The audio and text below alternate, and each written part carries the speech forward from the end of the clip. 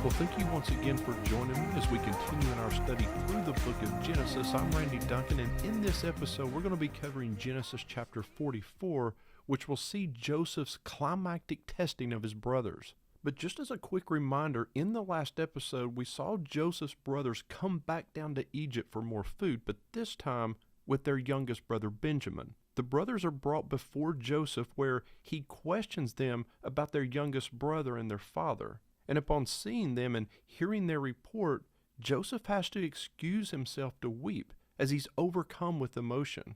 But ultimately, they share a meal with him where they all ate and they drank and they were content. And following this reception at Joseph's home, the brothers are in no doubt in high spirits as they prepare for their journey back home. But their high spirits will soon come crashing down as Joseph begins to implement his one last test of the brothers. And with that, we pick up the action here in chapter 45, and we begin with the first 5 verses, which read, speaking of Joseph here, "Then he commanded the steward of his house, fill the men's sack with food, as much as they can carry, and put each man's money in the mouth of his sack, and put my cup, the silver cup, in the mouth of the sack of the youngest, with his money for the grain." And he did as Joseph told him. As soon as the morning was light, the men were sent away with their donkeys. They had gone only a short distance from the city. And now Joseph said to his steward, "Up, follow after the men, and when you overtake them, say to them, 'Why have you repaid evil for good? Is it not from this that my Lord drinks, and by this that he practices divination? You have done evil in doing this.' And when he overtook them, he spoke to them these words." And so sometime after the meal they shared, Joseph commands his steward to not only fill the brother's sack with food and money, but also to place his silver cup in the sack of the youngest brother Benjamin.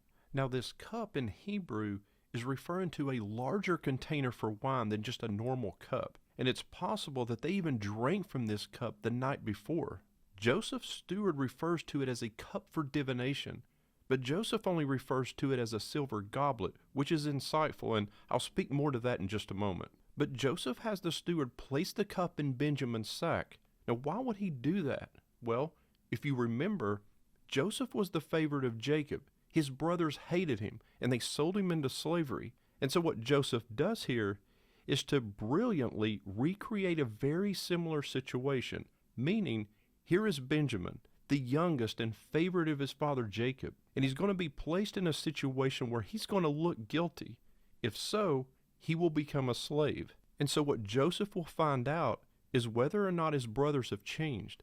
Will they remain loyal even when Benjamin appears to be guilty, or will they abandon him to slavery, just as they had done to Joseph? 20 years of separation and conflict are about to be resolved, one way or the other.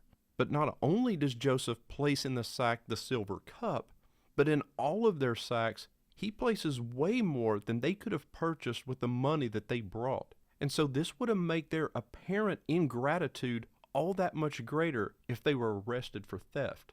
One other thing that's interesting here, notice that the cup, this goblet, it was silver. If you remember, Joseph's brothers had sold him into slavery for 20 pieces of what?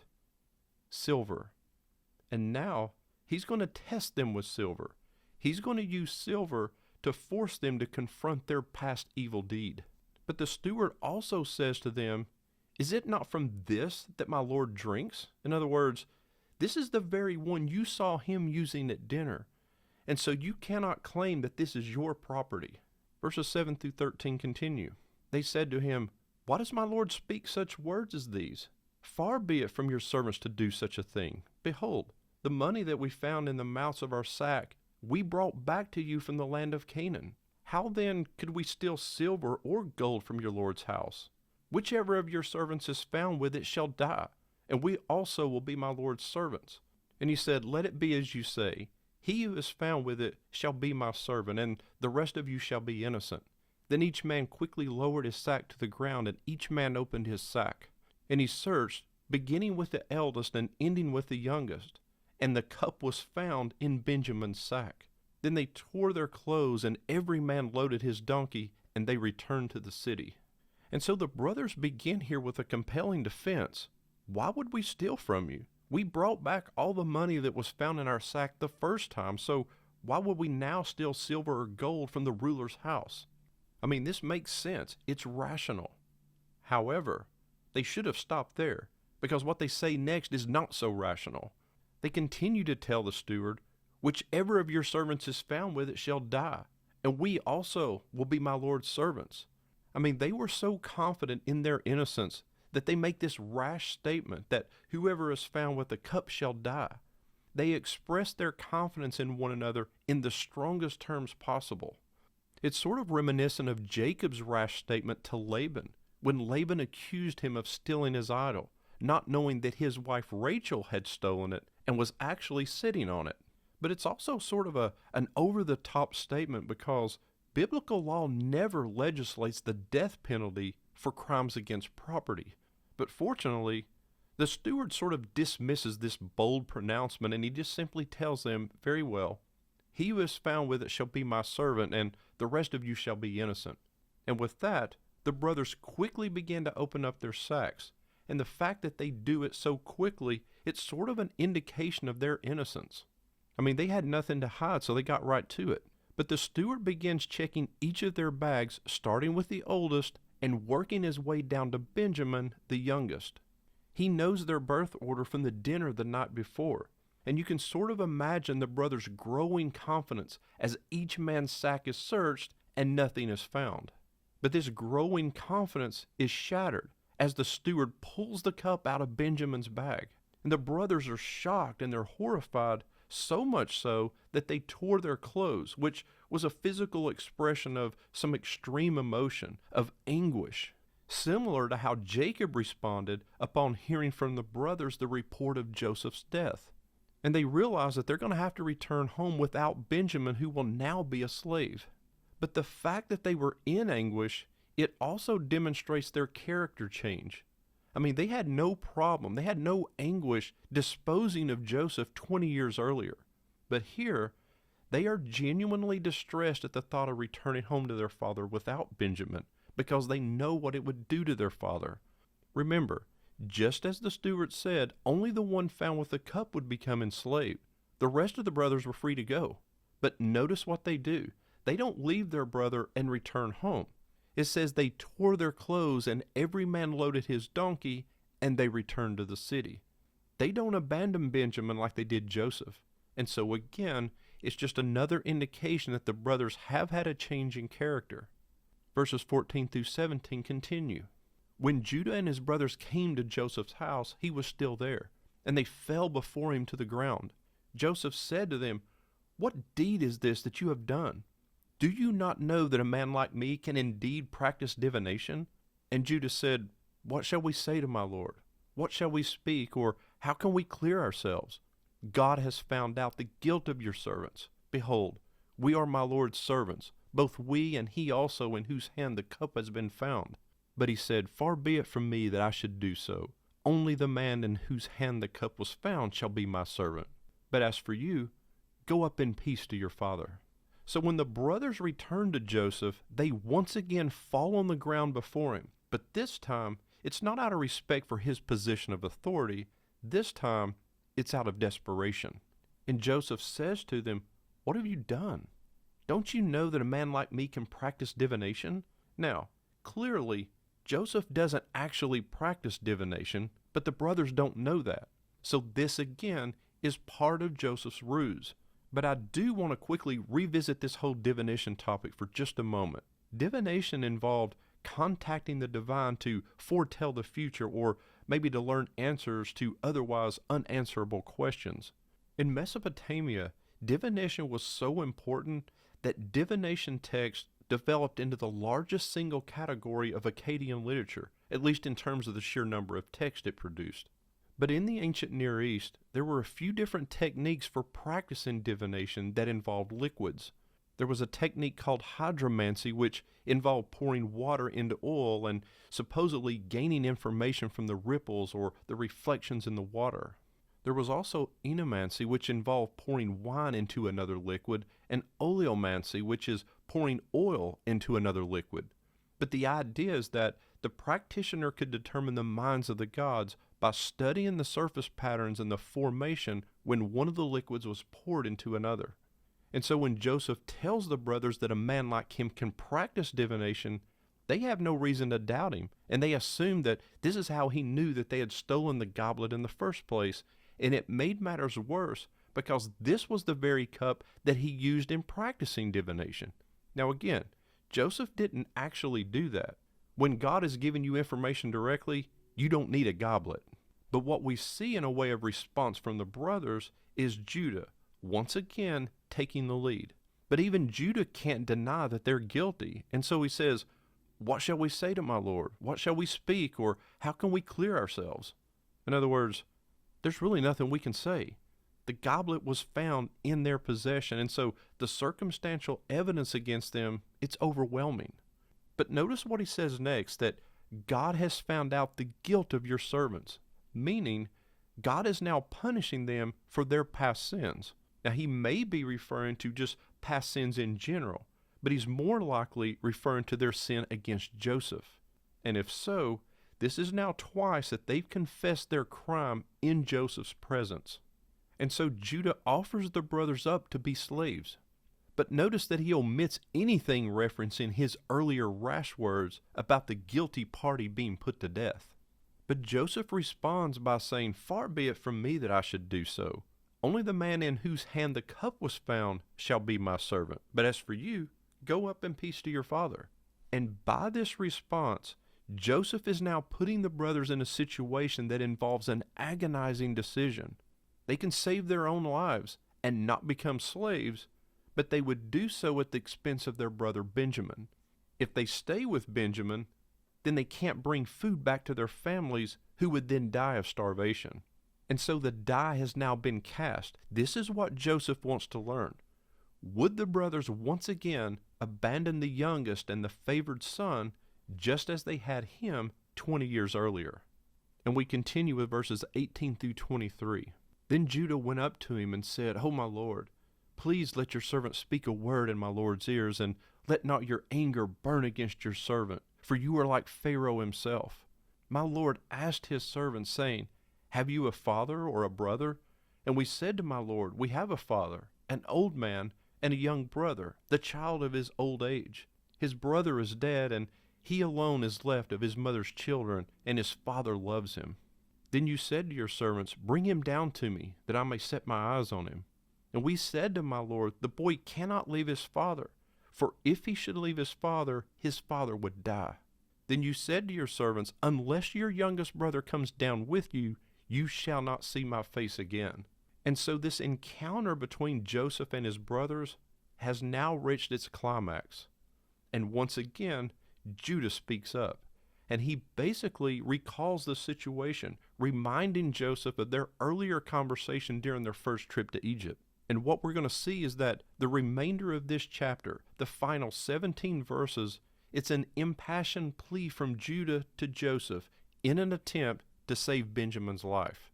He pours out his heart in what is the longest speech in the entire book of Genesis.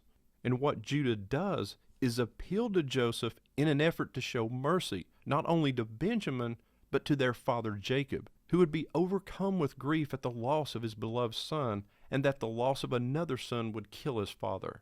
And he will end his plea by asking Joseph to allow him to fulfill his promise to Jacob and become a slave in place of Benjamin. Now notice that Judah says to Joseph that you are like Pharaoh himself. Now some people may read or hear this and just sort of assume that Judah is simply trying to flatter Joseph, sort of trying to butter him up. But it may be more subtle than that. This may be a way for Judah to subtly remind Joseph that he has the power to grant a pardon, to exercise mercy by virtue of his exalted position. Notice also in this speech that the key word in this entire plea by Judah is the word father. Judah is going to begin and end his speech by referring to his father, and he uses the word father 14 times. And so Judah's speech here is designed to convey to Joseph, this ruler of Egypt, the impact that his actions would have upon their father. Notice also that Judah says in verse 20, when he's referring to Benjamin, that his father loves him and that he is the child of his old age. In other words, Jacob dotes on him. He still favors him. And in that way, Jacob hasn't changed, but the brothers have. And that's the important point here. But Judah continues with his plea in verses 24 through 29. When we went back to your servant my father, we told him the words of my Lord.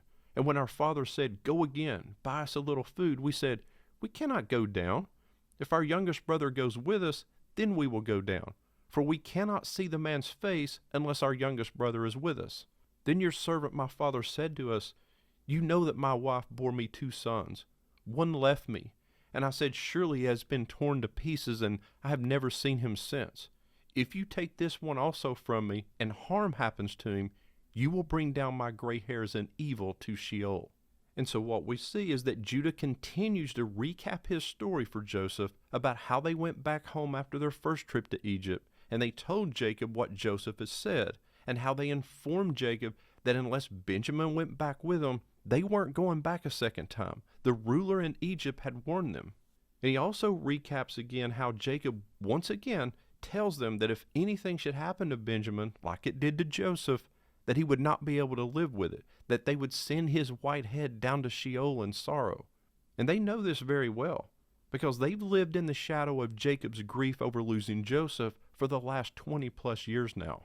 But notice here, Joseph is now hearing for the first time what Jacob believes about his fate all these years, that he was torn to pieces by a wild animal. And so he is now made aware that Jacob believes him to be dead. But we close out this chapter with the last 5 verses, beginning with verse 30. Now therefore, as soon as I come to your servant my father, and the boy is not with us, then, as his life is bound up in the boy's life, as soon as he sees that the boy's not with us, he will die.